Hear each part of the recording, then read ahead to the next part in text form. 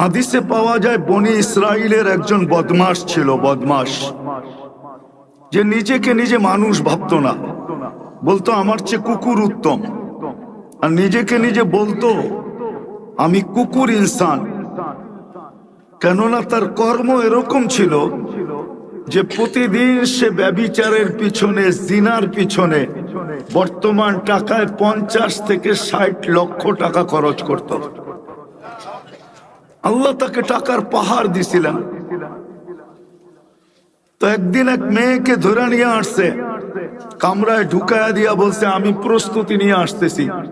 যখন প্রস্তুতি নিয়ে আসছে তো দেখতেছে কোনায় বসা কাঁদতেছে, যারো কাতার কান্না, অজোরে কাঁদতেছে। বলতেছে কাঁদিস কেন? জোর করা তো আনি নাই, টাকা দিয়া নিয়ে আসছি। তো মেয়েটা বলতেছিল শুন কিফিল, তার নাম কিফিল ছিল, কিফিল, শুন কিফিল, আমি বাজারি মেয়ে না,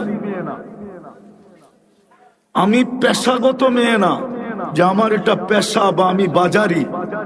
আমি কোনো প্রয়োজনের কারণে অপারগ হয়ে তোর হাতে ধরা দিছি। তো বলছে তাইলে কাঁদিস কেন? বলছে এইটাই তোকে শুনাইতে চাইতেছি, কেন কাঁদি? বলতেছে কাঁদতেছি এই জন্য যে আমার এই চেহারাটা যিনি তৈরি করছেন, যার কাছে আমি একদিন অবশ্যই ফিরে যাব, ওই আল্লাহকে কালকে এই চেহারাটা কি করে দেখাবো।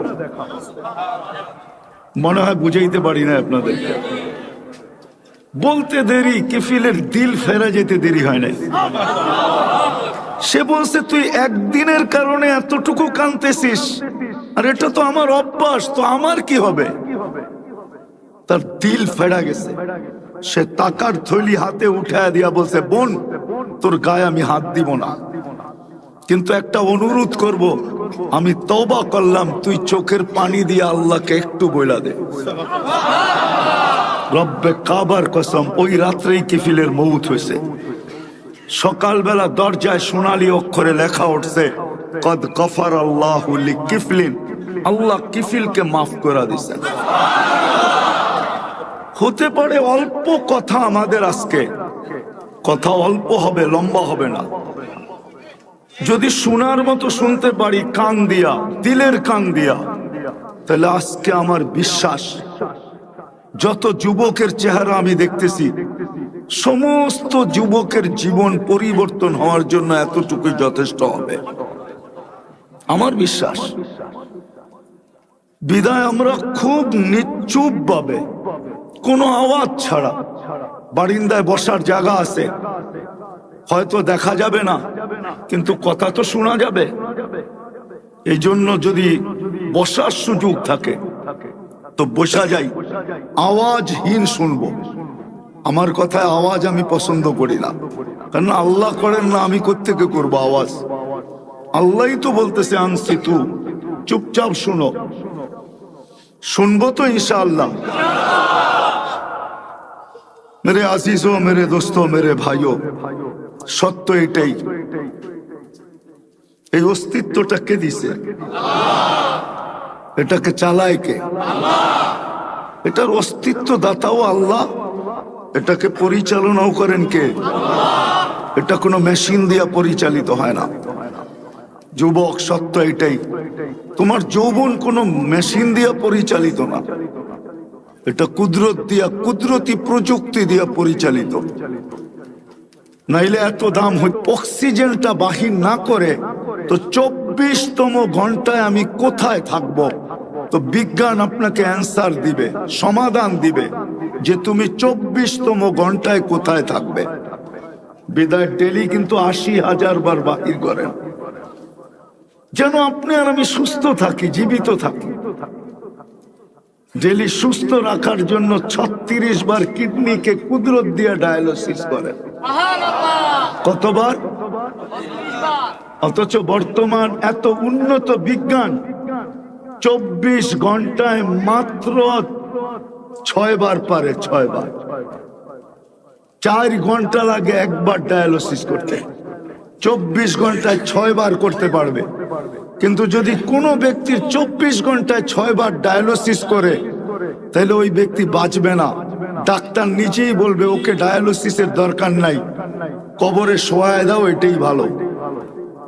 ডেলি 6 বার ডায়ালিসিস করতে পারবে না, কিন্তু আল্লাহ কুদরত দিয়া করেন কতবার? কতবার? 36 বার। এই জন্যই আমার কথা শুরুটা এখান থেকে, যে আল্লাহ মানুষকে এক ফোঁটা পানির থেকে অস্তিত্ব দিল, ও যুবক তোমাকে যৌবন দিল, নারীকে নারীত্ব দিল, পুরুষকে পুরুষত্ব দিল, বিবেক বুদ্ধিওয়ালাকে বিবেক বুদ্ধি দিল, বিদ্যানকে বিদ্যান দিল, বিদ্যা দিল, টাকাওয়ালাকে টাকা দিল, সম্পদওয়ালাকে সম্পদ দিল, মা বাবাকে সন্তান দিল, স্বামীকে স্ত্রী দিল, স্ত্রীকে স্বামী দিল, হায় হায় ভাইকে ভাই দিল, বোনকে ভাই দিল, ভাইকে বোন দিল। যে আল্লাহ আমাদেরকে সবকিছু দিলেন, রব্বে কাবার কসম, ওই আল্লাহকে যতক্ষণ পর্যন্ত আমরা না পাবো, একটু ঘুরায় নিয়ে যেতেছি, ওই আল্লাহকে যতক্ষণ পর্যন্ত আমরা না পাবো, আর আল্লাহকে যতক্ষণ পর্যন্ত আমরা ভালো না বাসবো, যতক্ষণ পর্যন্ত না পাবো, আর যতক্ষণ পর্যন্ত ভালোবাসার মতো না বাসবো, ততদিন যুবক তোমার কাছে যৌবন থাকবে বটে, কিন্তু তুমি যৌবন নিয়ে সুখী হবে না। যৌবন থাকবে বটে, তুমি যৌবন নিয়ে সুখী হবে না, হ্যাপি হবে না। নারী নারীত্ব নিয়ে সুখী হবে না, পুরুষ পুরুষত্ব নিয়ে সুখী হবে না, টাকাওয়ালা টাকা নিয়ে সুখী হবে না, সম্পদওয়ালা সম্পদ নিয়ে সুখী হবে না। সত্য এটা, আল্লাহ না পাওয়া ব্যতীত, আল্লাহকে ভালোবাসা ব্যতীত, সত্য এটা। যতক্ষণ পর্যন্ত আল্লাহ না পাবে না এই দুনিয়ায়, এটা তো 60-70 বৎসরের কথা বলতেছি আমি, যেটা চিরদিন সামনে আসতেছে। আমরা এখানে কেউ থাকে না, আমরাও থাকবো না।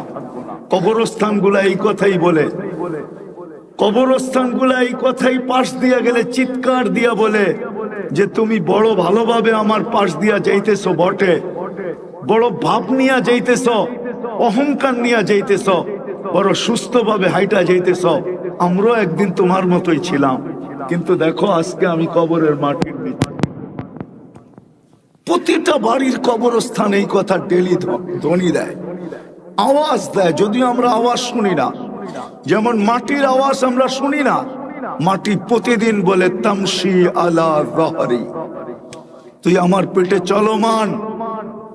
যুবক একা হাঁটলে একরকম হাঁটে, মোটর সাইকেলে উঠলে আরেক রকম চলে, আর পিছনে যদি কেউ বয়া থাকে তাহলে আরেক রকম চালায়, ঠিক না? মনে হয় বোঝো না, ঠিক না? বুঝছো পুরা? পিছনে কেউ বয়া থাকলে ফুল একবারে গিয়ারে থাকে, ঠিক না? ফুল চার্জ, ঠিক না? এরকম প্রত্যেক ব্যক্তি